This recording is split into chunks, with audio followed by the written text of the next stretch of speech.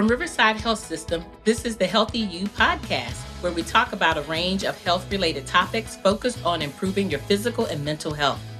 We chat with our providers, team members, patients, and caregivers to learn more about how to maintain a healthy lifestyle and improve overall physical and mental health. So let's dive in to learn more about becoming a healthier you. I am really excited to have with me in the Healthy You studio today, Dr. Enilari. Dr. Enilari is a board-certified pulmonologist and a critical care medicine specialist with Riverside Pulmonary and sleep specialist. Welcome, Dr. Enilari. Thank you. Thank you for having me. It's awesome to have you. It's been too long. We've talked about it for a while. We're going to be talking about breathing easy and talking about winter, common things that happen during the winter time as it relates to respiratory problems. But first, I want to start out by just understanding, how did you end up in this line of medicine? That's an interesting question. I say that because I did not consider pulmonary critical care specialty for the longest time. I was actually interested in pediatrics when I was in med school. Okay. And then it wasn't until my intern year in residency that I got exposed to pulmonary critical care medicine. Okay. I had a rotation in the medical ICU and I just fell in love with the specialty. I got a chance to take care of really, really sick patients. And majority of these patients had pulmonary conditions. So we're talking asthma exacerbations, COPD exacerbations, a lot of respiratory failure. Right. And it was through that process that I really enjoyed the pathophysiology of pulmonary conditions. I learned about the disease process. It was fascinating to me, and that's why I decided to devote my career into this field. A lot of patients with lung disease, right. the conditions are not necessarily curable. Many of them are treatable. So I've had the opportunity to take care of a lot of wonderful patients over years and build that rapport, build that trust. Right. So when I see these patients come in, the next visit, they're feeling better, yes. They're breathing better, their symptoms are gone, their quality of life is improved. Absolutely. For me, it's all about the quality of life, keeping them as functional as possible.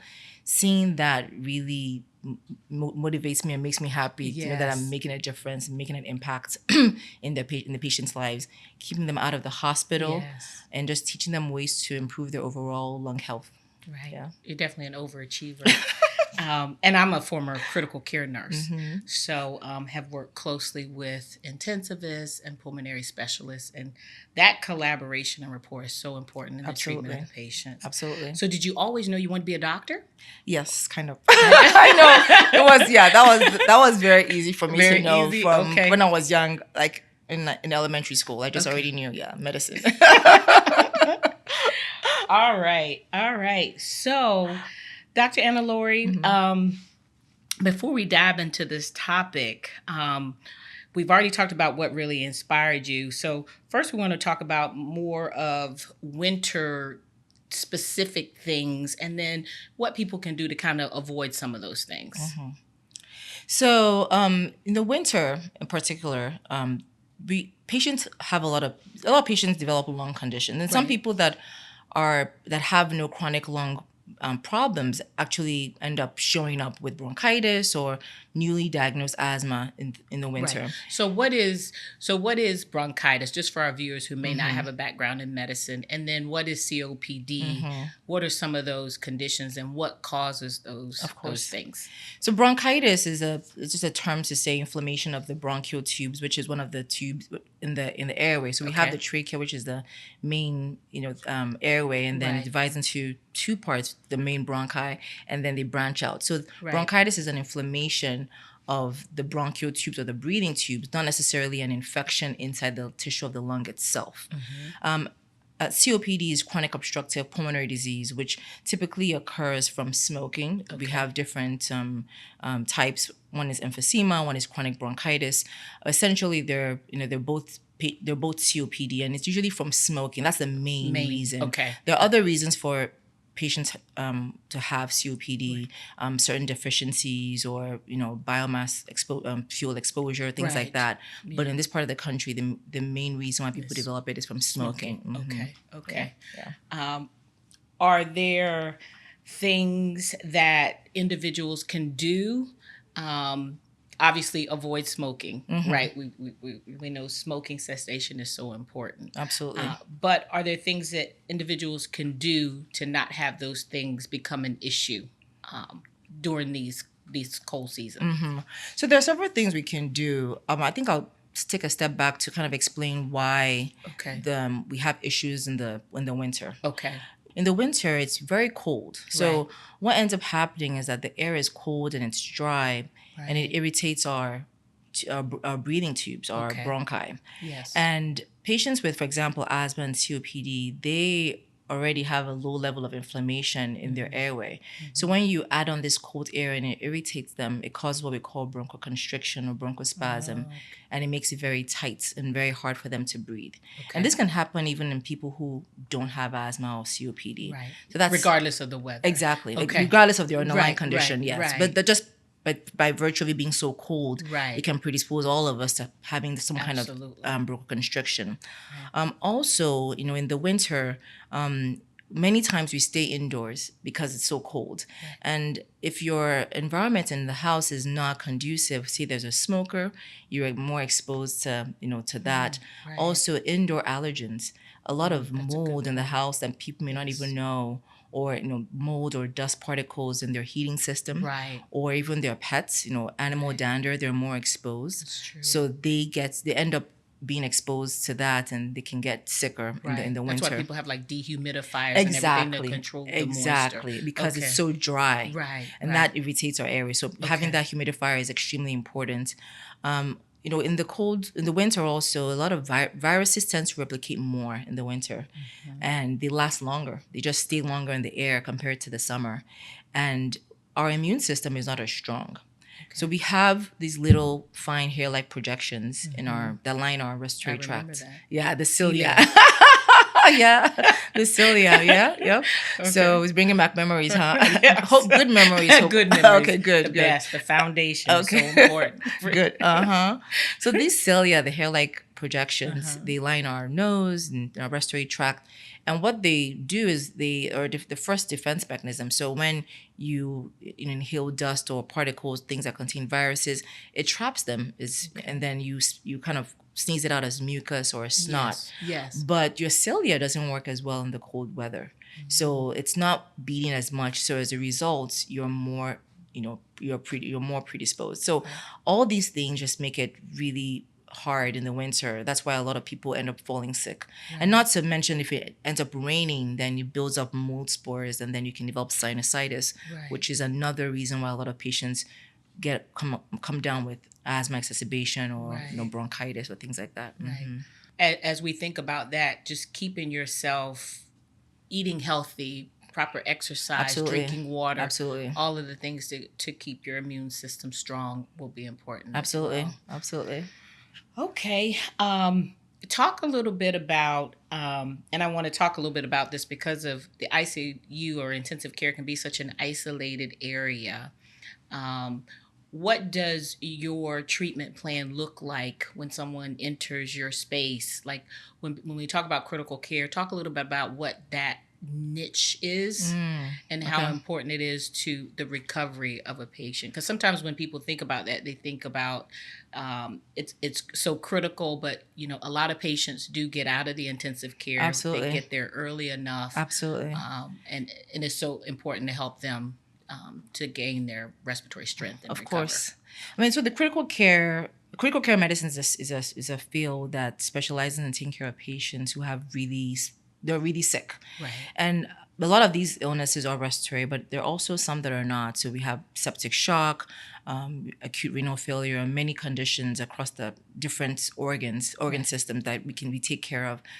So in the ICU, we end up seeing a lot of patients who come in, say for example, with a COPD exacerbation. So they come into the ER, they can't breathe, they're really short of breath. We give them breathing medications, we give them antibiotics, we give them steroids. If they're still not feeling better, we may we may augment their ability to breathe by putting them on a machine, like what we call a BiPAP. It can be a non-invasive one. And if they still don't get better, then we may have to put them on the invasive ventilator, which a lot of people, what they call it is life supports, or they say we put them in a coma. Essentially, we're taking over their ability to breathe. So we put in a breathing tube and then we put them on the ventilator. So that ventilator is essentially breathing for them while our antibiotics, our steroids, our breathing treatment, all of that works. Once the patient starts to recover, then we start to reduce the support on the ventilator, and eventually we get them off. When they're on the ventilator, we wake them up every day. We make sure that they're being cleaned, there's a proper hygiene, all of that. They're on prophylaxis to prevent blood clots. But in many patients that without that they would not survive. So having that, having an ICU and being able to take care of these critical care patients is extremely important. There are many conditions that patients would not survive if they didn't have ICU care. So it's a pivotal part of medicine. Absolutely. And even with pneumonia, of course, patients can end up needing many times. And that's why it becomes important to also know like the red flags that should bring you to the hospital. Early identification. Absolutely. There are many pneumonias that we treat as an outpatient. People come in with their cough, shortness of breath, and then we do a chest x-ray, they have a pneumonia. You can give them antibiotics and some of them feel better. But we always let them know, if you're not feeling better, let us know. Because if you don't feel better, that pneumonia, number one, it could get worse. Number two, it could develop complications. Complications including buildup of fluid, or what we call empyema, where pus surrounds. And in some cases, we need to place a chest tube to drain that. Some patients, the pneumonia just gets really bad that it shuts their system down, where they develop what we call septic shock. And then they may end up needing the ventilator, coming to the ICU.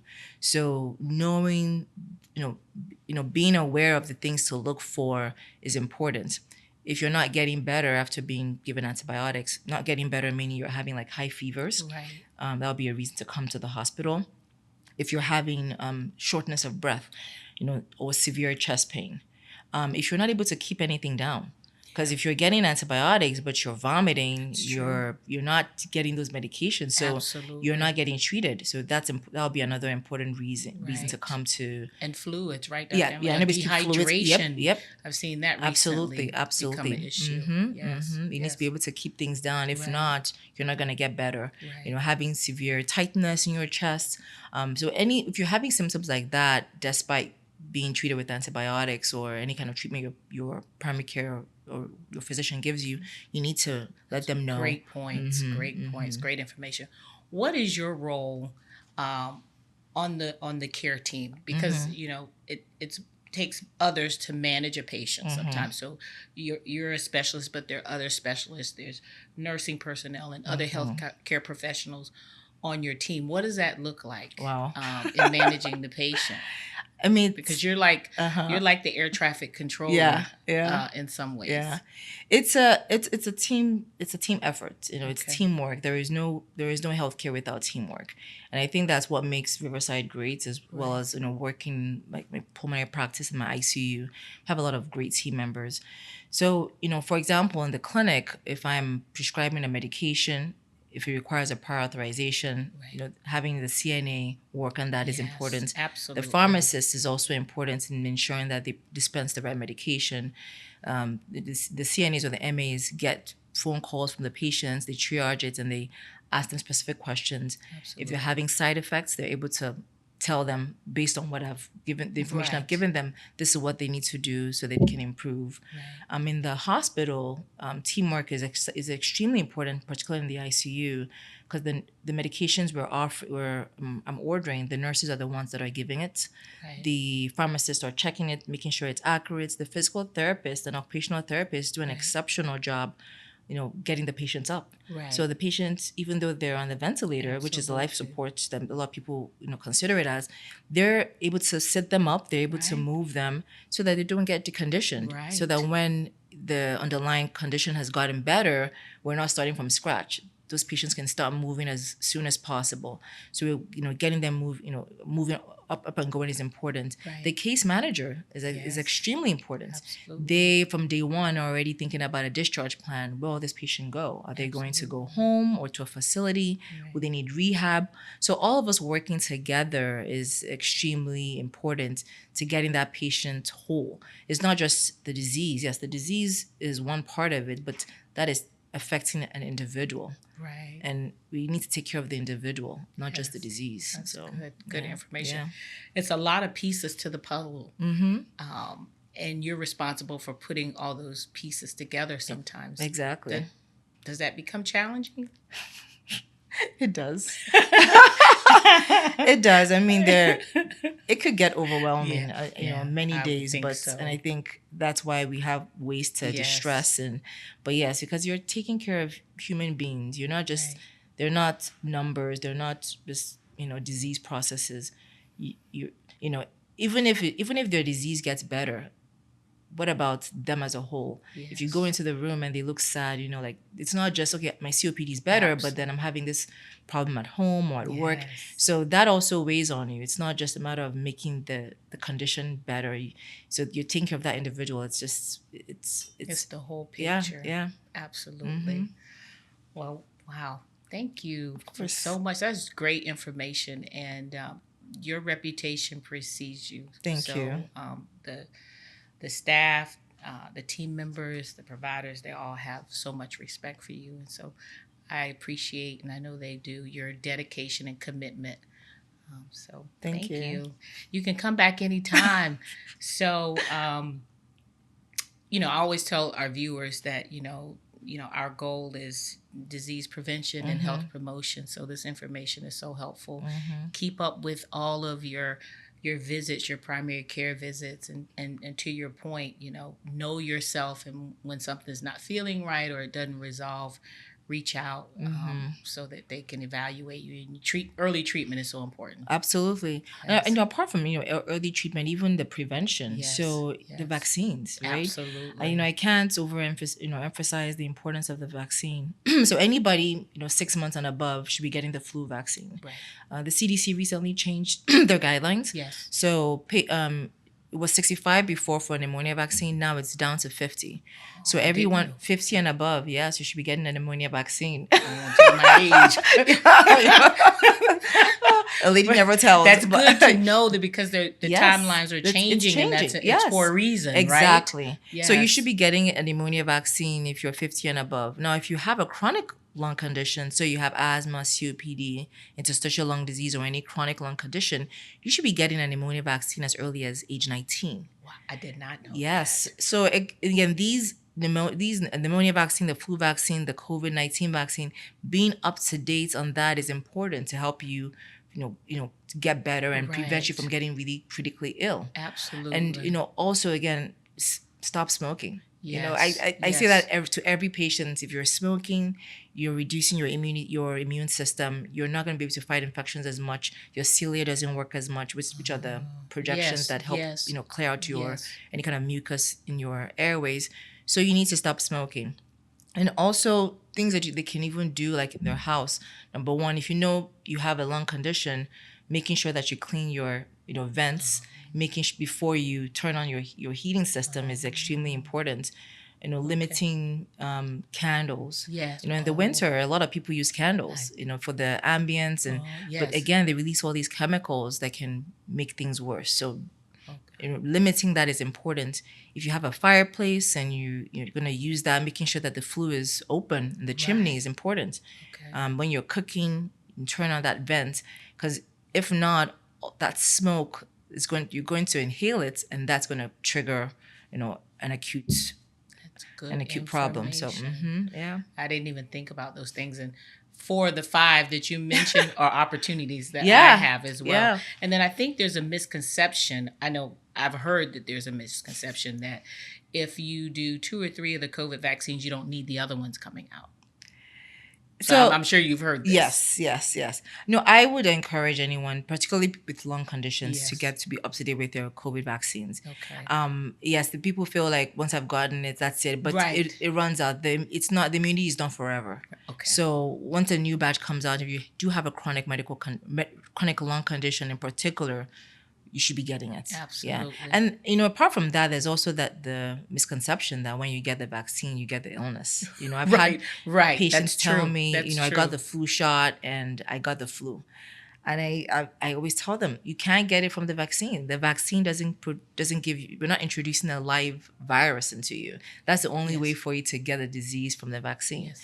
So you don't get a live virus. So the vaccines do not give you the disease. They prevent you from getting the disease as in a severe way, right? But they do not give you the disease. Yes. Yeah. I'm going to throw this question at you. What do you think about now we're hearing about diseases that we thought we had eradicated in this country? What are your thoughts on that? And somebody asked me that recently, so I wasn't prepared to answer. Yeah, so, you're going to throw it at me. I'm not prepared. we can refer them somewhere else, but that's a loaded question. That's a hard one. That's a loaded one. But vaccination is the key, right? I will say that that's the and maybe that's the problem is we're avoiding vaccinations. Avoiding vaccine. Now. I think there's a lot of misconception about vaccines, thinking that it causes several other especially issues. In children. Exactly. So I know some parents are scared and they feel like they're protecting their kids, but in the long run, it's actually harming them as well as the community because all the disease. Some of these diseases we've already eradicated, they're not coming back. We should be talking about them anymore. Right. So it all comes down to vaccination. Yes. Mm-hmm. We'll have to get and herd immunity immunologist on here to talk about that one. Exactly. I think I appreciate that. Yes. Thank you so much. Of course. Yes. Come back anytime. Thank you. Thank you for having me. I'm really honored to be here. Yes. You're doing great work. Thank you. We appreciate you. Thank you. All right. And to our listeners, thank you so much for joining us on the Healthy You podcast. I hope you found this episode helpful. Share it with your friends and any loved ones that may benefit from this episode. Don't forget to hit subscribe. Check out our Riverside website for more resources on staying healthy during the winter, especially these respiratory things that are coming up that Dr. Enilari talked about. Stay warm and well and safe, and we'll see you next time. From Riverside Health System, this is the Healthy You podcast, where we talk about a range of health-related topics focused on improving your physical and mental health. We chat with our providers, team members, patients, and caregivers to learn more about how to maintain a healthy lifestyle and improve overall physical and mental health. So let's dive in to learn more about becoming a healthier you.